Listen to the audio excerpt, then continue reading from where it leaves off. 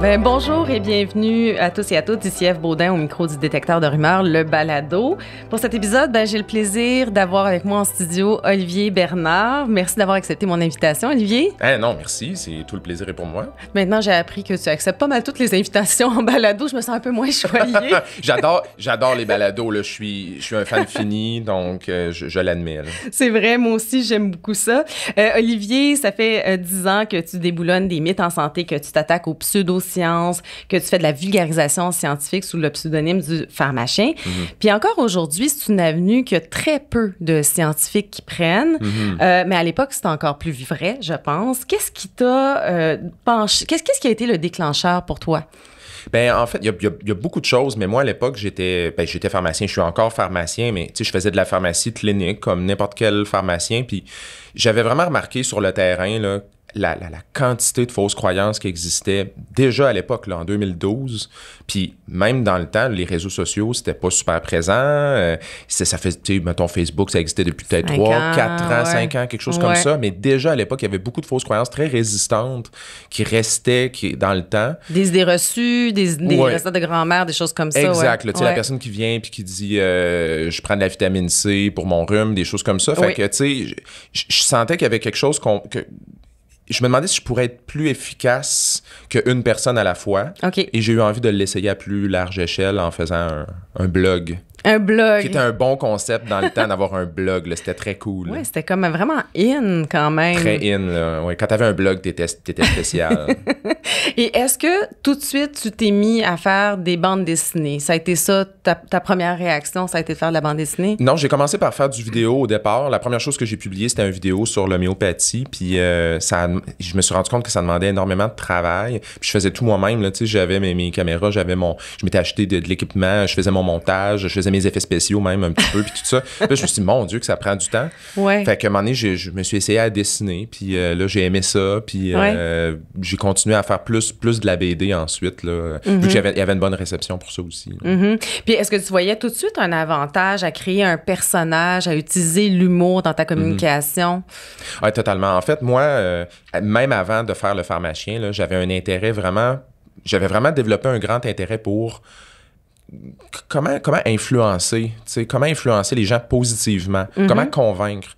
Parce que dans ma pratique de pharmacien, là, on est des influenceurs, les professionnels de la santé. Hein. On a des gens face à nous, on veut leur faire changer certains comportements, que ce soit des habitudes de vie ou prendre une médication qu'ils veulent pas vraiment prendre.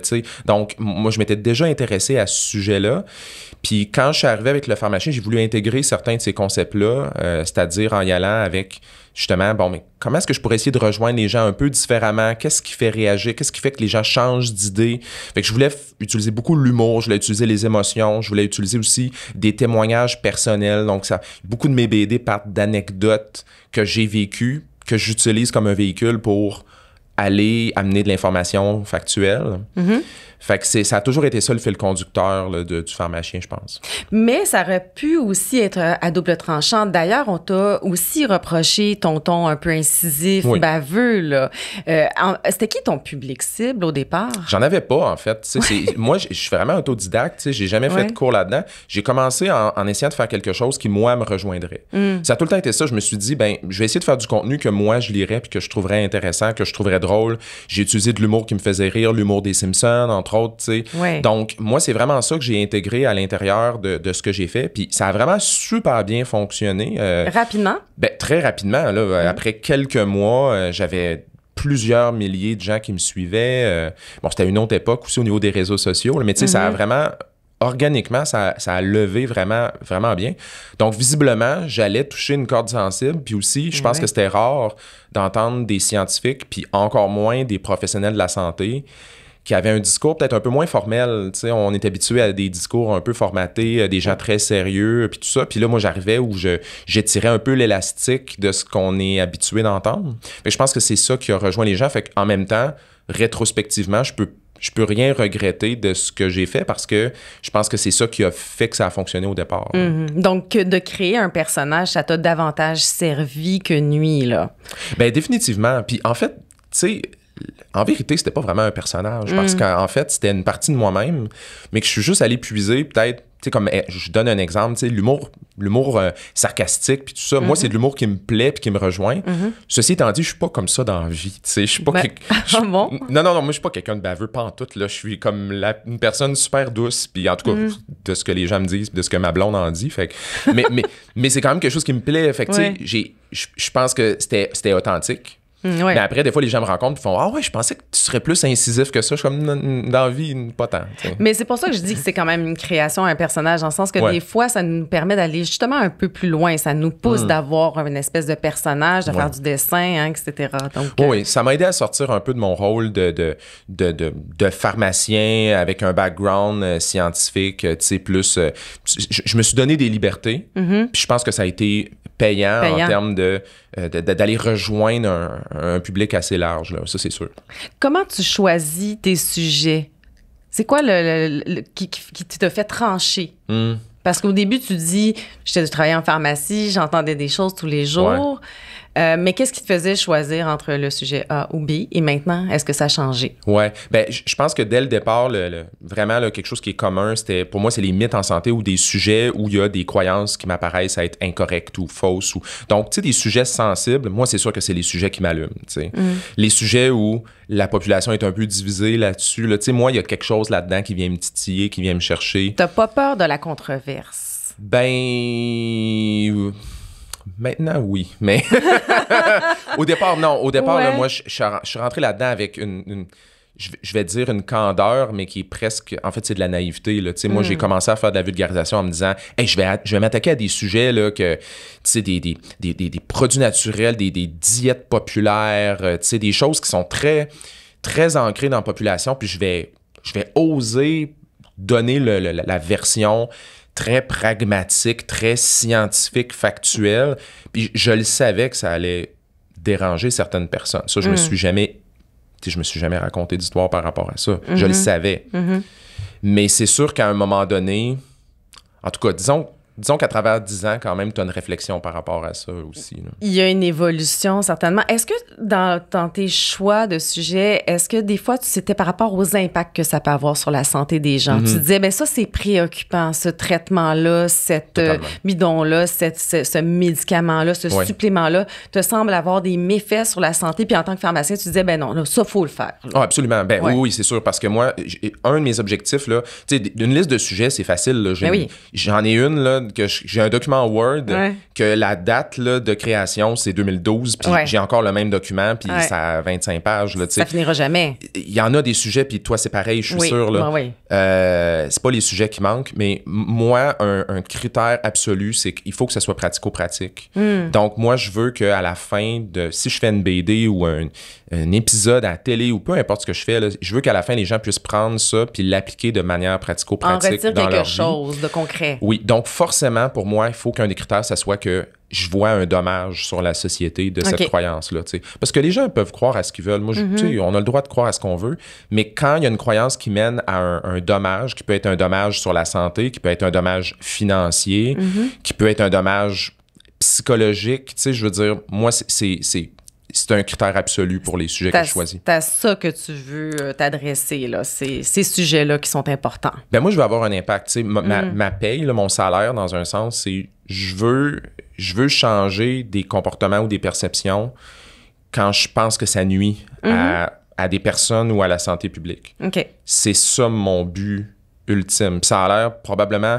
En fait, c'est idéaliste, puis c'est même utopique jusqu'à un certain point d'être comme ça, mais on dirait que moi, ça a toujours été un peu ma façon de fonctionner. Puis j'imagine que tu as plein de témoignages dans ce sens-là aussi. Depuis 10 ans que tu fais ça, il y a des gens, il y a certainement des gens qui sont revenus vers toi pour te dire, ben écoute, quand j'ai regardé ce segment-là à la télé, etc., j'ai changé d'idée. Ah, constamment. Constamment, bon. C'est la seule façon de juger de l'impact de ce que je fais parce que je fais pas de la recherche quantitative. Là, je pourrais pas tester. Je fais 2 versions de ma BD A, B, puis là, je teste, puis je mesure. Je peux pas faire ça. Non, comme des chercheurs et des chercheuses font en académique.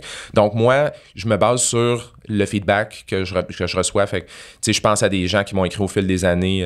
Quelqu'un qui m'avait écrit en me disant « Ma mère voulait pas faire une chimiothérapie. Elle a décidé d'en faire une après avoir vu ta BD là-dessus. » Des gens qui ont...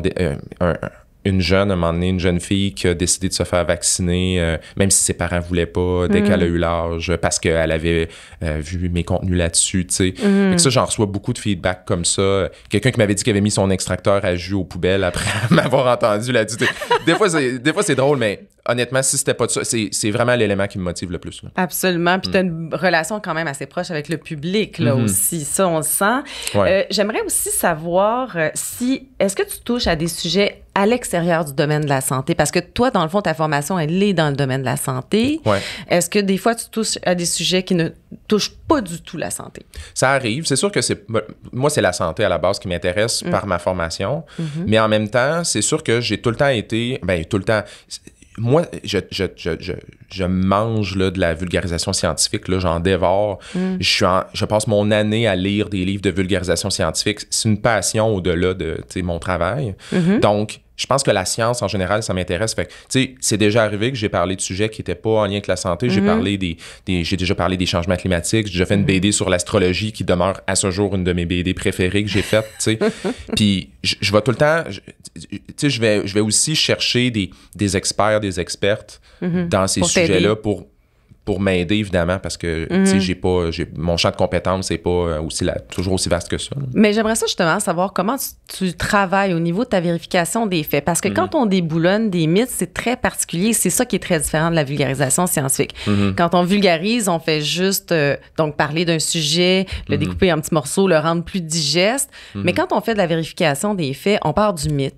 On l'explore, on regarde c'est quoi l'argumentaire qui est proposé, puis après, on va le décortiquer, puis on va aller vérifier, bon, est-ce que tel élément est vrai, tel élément est faux, on départage le vrai du faux. Toi, comment tu fais ça? Combien de temps ça te prend? OK, premièrement, la partie recherche, c'est toujours la partie qui prend le plus de temps. Ça, c'est définitif. En ce moment, je suis en train de travailler sur un article, ça fait des mois que je travaille dessus, puis il n'est pas proche d'être prêt. Là, ça, c'est méconnu. Hein? C'est très, très, très chronophage là, de faire ce travail-là. Oui, puis c'est de la recherche, puis après, c'est que tu penses que tu as terminé, tu te relis, puis tu fais... Moi, il y a une autre étape aussi après où je suis comme... C'est pas clair encore à mon goût, il manque tel élément, ou... Fait qu'il y a beaucoup d'écriture, de réécriture, de retourner dans certaines sources, etc. Moi, quand j'ai fini mon bac en pharmacie, je suis embarqué dans des études graduées. Fait que j'ai fait une maîtrise, dans le fond, en recherche fondamentale. J'ai commencé un doctorat que j'ai pas terminé, mais pendant ces années-là, ce que je faisais, là, la plupart du temps, c'était de l'analyse critique de la littérature scientifique. Puis ma directrice de recherche à l'époque était extraordinaire parce qu'elle nous confiait ce qu'on appelle le processus de revue par les pairs. Là. C'est-à-dire qu'elle, c'était une experte, elle recevait des papiers scientifiques écrits par des chercheurs de partout à travers le monde. Puis elle nous les donnait aux étudiants en disant « Faites-le de votre côté, puis après, on en discute ».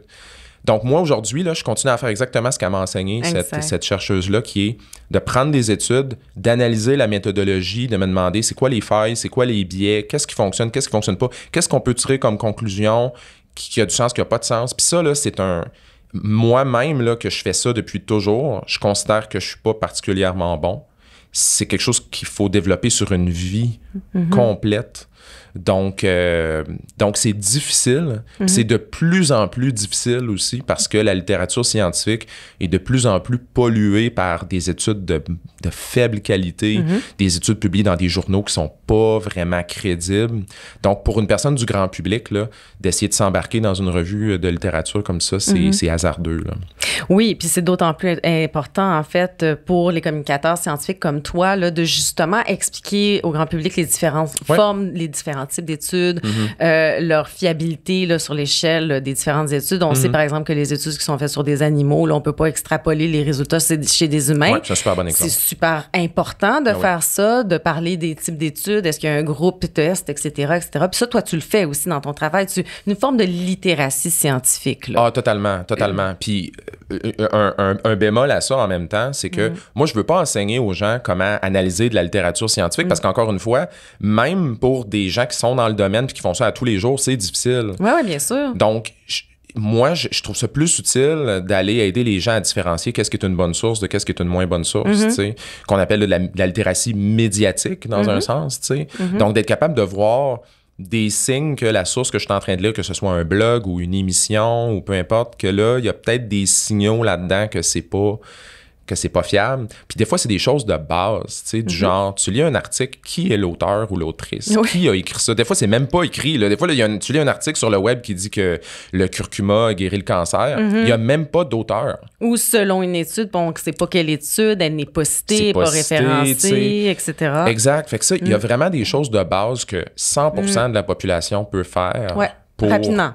Très rapidement. Ouais. Donc, oui, c'est sûr que c'est une partie intégrante de ce que je fais parce que, ultimement, moi, là, je pourrais passer ma vie à déboulonner des mythes. Ça servira à rien si, en bout de ligne, je peux pas outiller les gens à faire une partie du travail par eux-mêmes quand toi puis moi, on n'est pas là. T'sais. Exactement, parce qu'il y en a trop. Puis une autre chose qui est décourageante, c'est le fait que la désinformation, elle circule rapidement, plus vite. Elle occupe davantage d'espace médiatique, en tout cas sur les réseaux sociaux, en tout cas plus facilement qu'avant. Puis c'est la loi de Brandolini, là, tu sais, aussi, c'est que nous, ce qu'on fait, ça demande infiniment plus de temps que inventer quelque chose, mettre ça sur le web. Des fois, ça décourage pas, ça, un peu?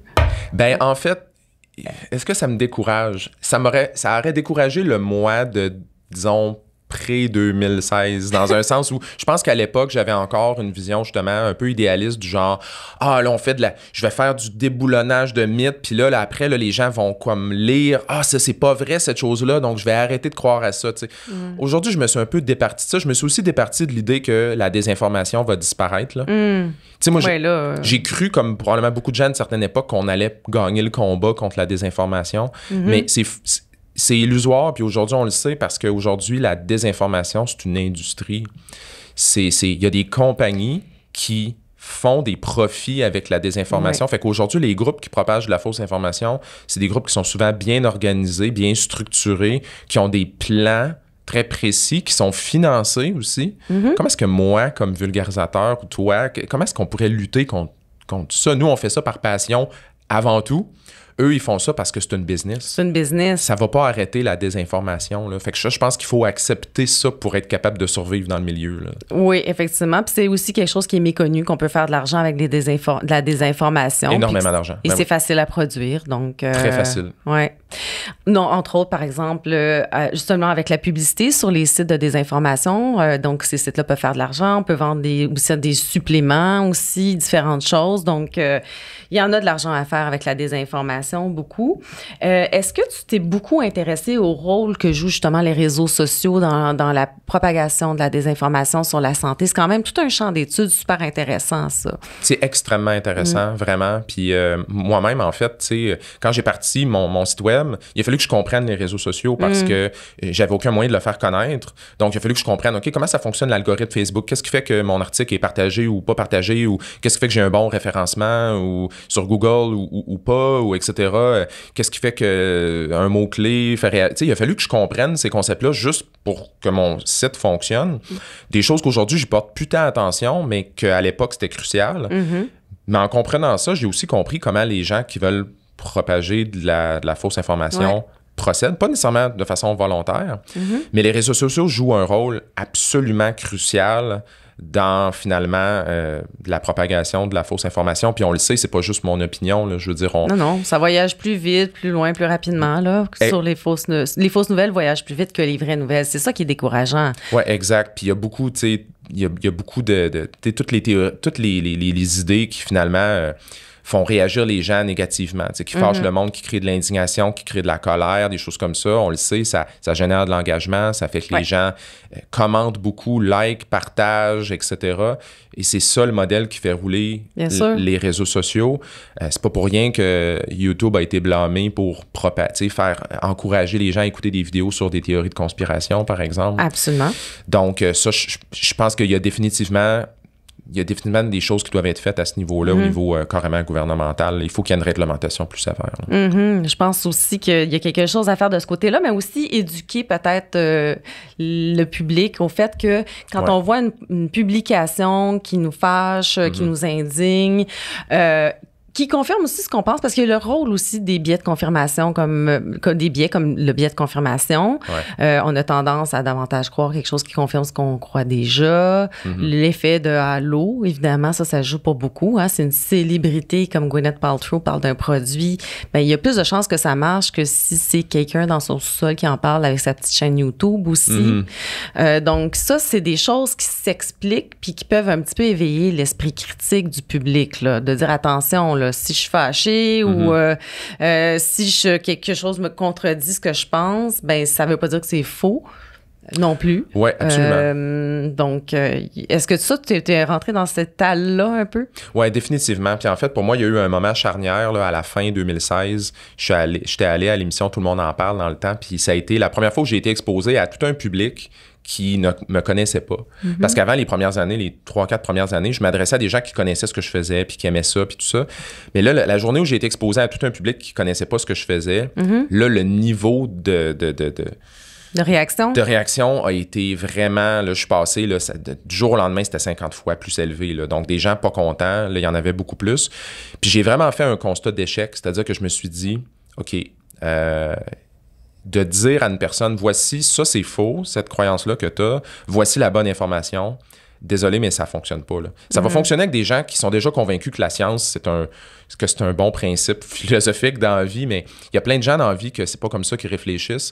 Fait que moi, c'est vraiment là que j'ai commencé à m'intéresser à comment les gens bâtissent leurs croyances, comment les gens évaluent l'information, qu'est-ce qui fait qu'une croyance résiste à, tu te fais dire, voici le consensus scientifique, puis la personne fait non, je ne vais pas croire à ça malgré, tu sais. Fait qu'à partir de 2017, j'ai vraiment commencé à vraiment beaucoup plus adapter ce que je faisais en fonction de tout le bagage de connaissances qu'on a sur le fonctionnement du cerveau, le fonctionnement de la prise de décision, d'adoption de croyances. C'est quelque chose qui est devenu presque une obsession pour moi, en fait, à ce moment-là. Pourrais-tu me donner un exemple de sujet que tu traites différemment, que tu aurais fait différemment peut-être il y a une dizaine d'années, puis que maintenant, sachant tout ça, est-ce que tu mets des gants blancs? Qu'est-ce que tu fais différemment, justement, pour t'adapter à tout ça? Bien, j'ai un exemple précis, en fait, que je peux donner. Puis c'est un exemple qui est parlant parce que c'est, par exemple, les vaccins. J'ai publié ma première BD sur les vaccins en 2013. Donc, je venais de commencer à faire de la vulgarisation. Ça faisait 1 an. Donc, je publie une BD qui s'appelle 5 fausses vérités sur les vaccins, quelque chose comme ça, avec mon style là, classique du départ, donc un peu, tu sais, incisif, un peu baveux, etc.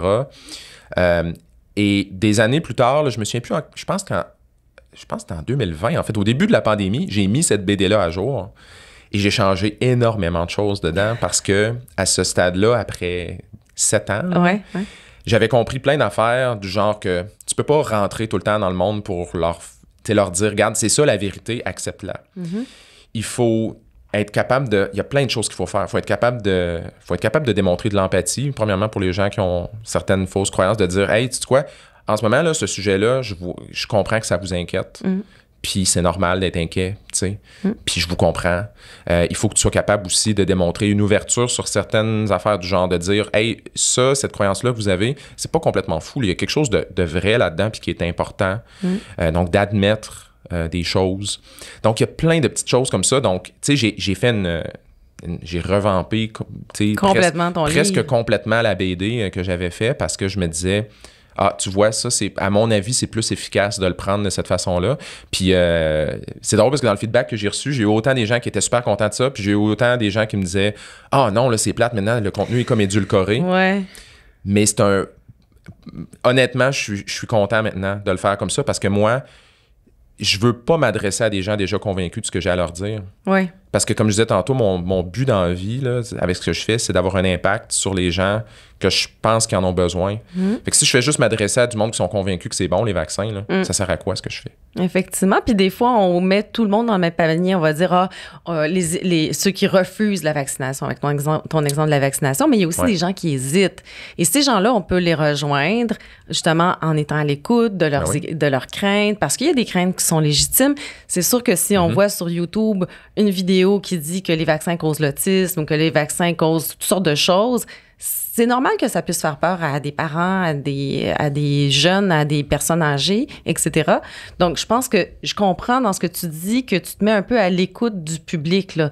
Si tu perçois qu'ils ont des craintes, ben, tu vas essayer de répondre à leurs craintes en leur donnant de l'information, entre autres. Oui, en donnant de l'information, puis aussi, ben, tu sais, en essayant de vraiment de comprendre, moi aussi, c'est quelque chose que j'essaie de faire, c'est de comprendre d'où vient cette croyance-là, tu sais. Comme pourquoi, tu sais, on l'a vu là, pendant la pandémie, il y a eu toutes sortes d'idées qui circulaient là, par rapport à la vaccination, que ce soit, il y a des cellules de fœtus avortés dans les vaccins, des choses comme ça, tu sais. Fait que, tu sais, on peut écrire un article sur « Non, c'est faux qu'il y a des cellules de fœtus avortés », mais c'est quoi la croyance sous-jacente en dessous de ça? C'est quoi la croyance sous-jacente? La personne, en réalité, c'est pas ça qui la préoccupe parce que tu vas la convaincre de ça puis elle va switcher vers une autre affaire, vers une autre croyance qui est tout aussi fausse, tu sais. Donc, de revenir un peu plus à qu'est-ce qui fait que la personne croit ça, tu sais, de comprendre, OK, la peur des vaccins, c'est quoi à la base, tu sais. Puis le contenu anti-vaccin, là, sur Internet, il opère comment? Il opère avec des émotions. Il opère avec la peur. Il opère avec en exploitant des craintes légitimes, souvent chez des parents. Tu sais, fait que moi, de revenir à ça, on dirait que ça m'a fait complètement changer mon approche de vulgarisation. Maintenant, je m'y prends plus du tout de la même façon. Puis encore là, c'est la même chose comme pharmacien, tu sais. C'est comme, quand des gens m'arrivent avec des fausses croyances à la pharmacie, maintenant, je suis comme, c'est quoi la croyance sous-jacente? La personne, elle prend pas son médicament, mais faut-tu que j'y donne des ordres? Là? Faut-tu que je la chicane ou est-ce qu'il faut que je me demande, oui, mais c'est quoi la raison en dessous de ça, tu sais? Moi, pour moi, ça a tout changé. Oui.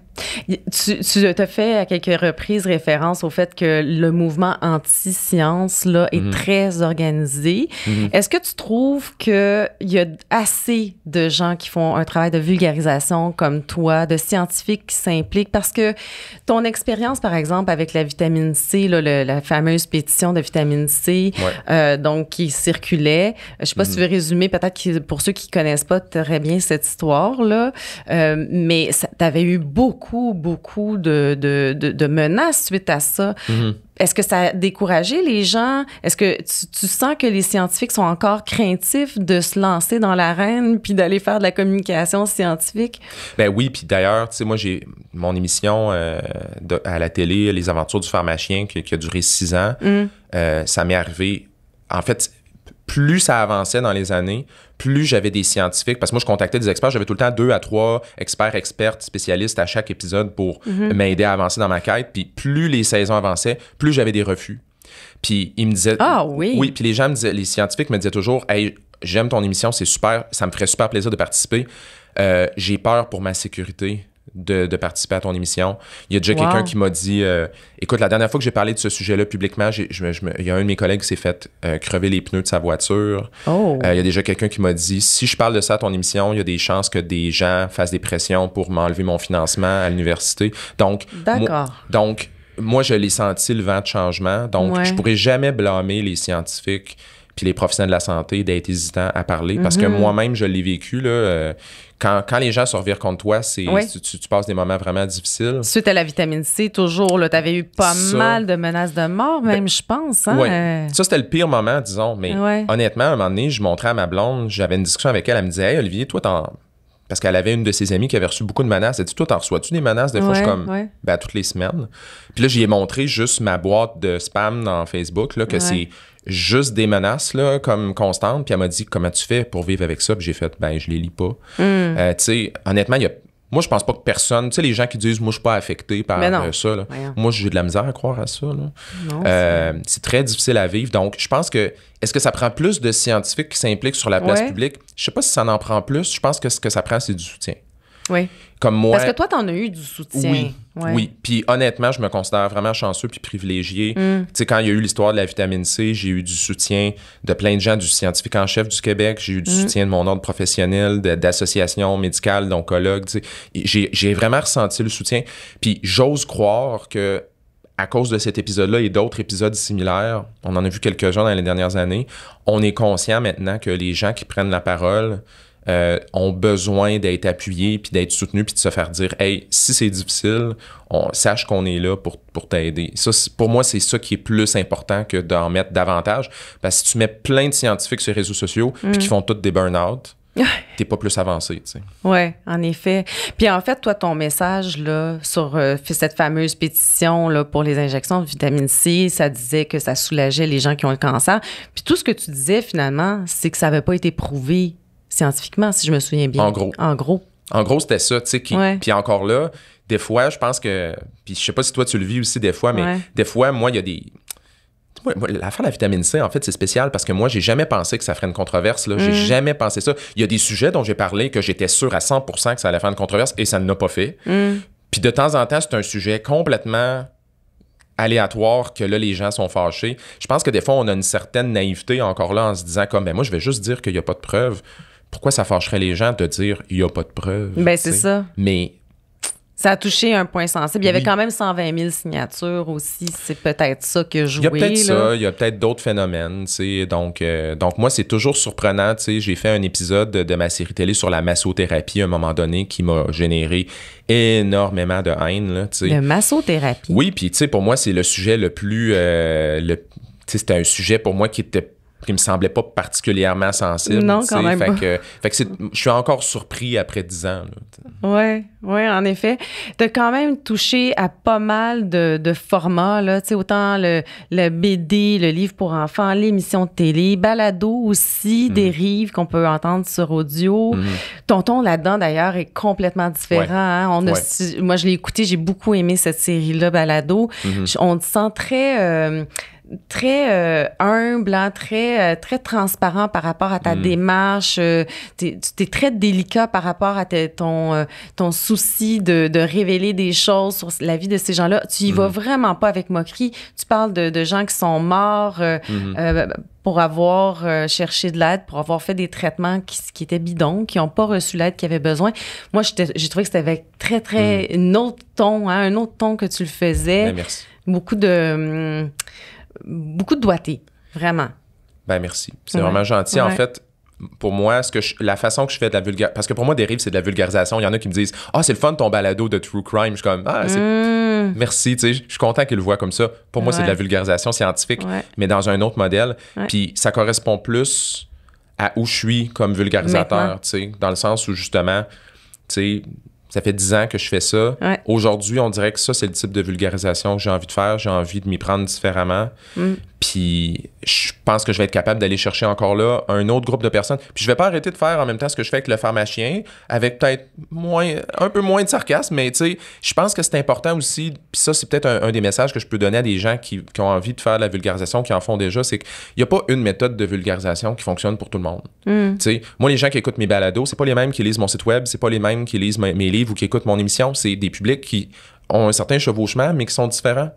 Fait que c'est correct des fois de dire, ben garde, ça, là, pour ce public-là, c'est correct d'être comme ça, puis pour tel autre public, c'est correct d'être différent. En autant que...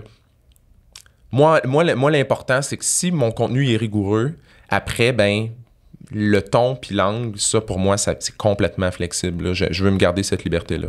Oui, puis je sens que tu vas continuer à explorer différents formats, différentes formules, hein, que tu vas continuer à évoluer. Tu as pas mal de talent aussi, hein? Tu réalises, t'écris, t'es auteur, tu dessines. C'est assez rare, là. T'es assez unique dans le paysage. Moi, je sais pas. Honnêtement, je sais, ben merci, t'es super fine, là. Mais, honnêtement, je pense que je pense qu'un peu comme toi, moi, je suis... T'sais, on est des passionnés là, de ce sujet-là. Puis après... Mais tu veux pas voir mes dessins. Mais moi, mes dessins, honnêtement, au départ, mes dessins, ils étaient pas beaux. Je dessinais avec PowerPoint, là. Je veux dire, mes premiers dessins, c'était pas beau. C'est juste une conséquence d'avoir dessiné longtemps. Donc, non, moi, j'aime ça pouvoir explorer plusieurs plateformes. Puis aussi, c'est motivant pour soi-même, tu sais, de pouvoir varier un petit peu les styles, les tons. À un moment donné, j'avais une tendinite dans la main, j'étais plus capable de dessiner. Fait que je me suis dit, peut-être que je peux commencer à faire des balados, tu sais. Des fois, il y a d'autres... pour ça! Des fois, il y a d'autres raisons aussi. C'est la nécessité. C'est un mélange de tout ça, là. Bon, en tout cas, j'ai très hâte de suivre les prochaines aventures du pharmacien et de lire tes contenus à l'avenir. Je te souhaite que les 10 prochaines années soient aussi intéressantes que les 10 dernières. Et puis, donc, on peut lire tes contenus sur ton site Internet. Tout est là, les liens vers tes livres et tout ça. Ouais, vu que maintenant, mes choses sont un peu éparpillées, comme tu disais, sur plein de plateformes, là, sur lepharmacien.com, pas mal toutes mes choses, je les mets là. Tu les rapatries là, des liens pour qu'on trouve tout ça. En tout cas, merci d'avoir été avec nous aujourd'hui. J'espère que l'épisode vous a plu. À la réalisation, Félix Charret. À la production et à l'animation, Ève Baudin. Le balado, le détecteur de rumeurs est produit par l'agence Science Presse.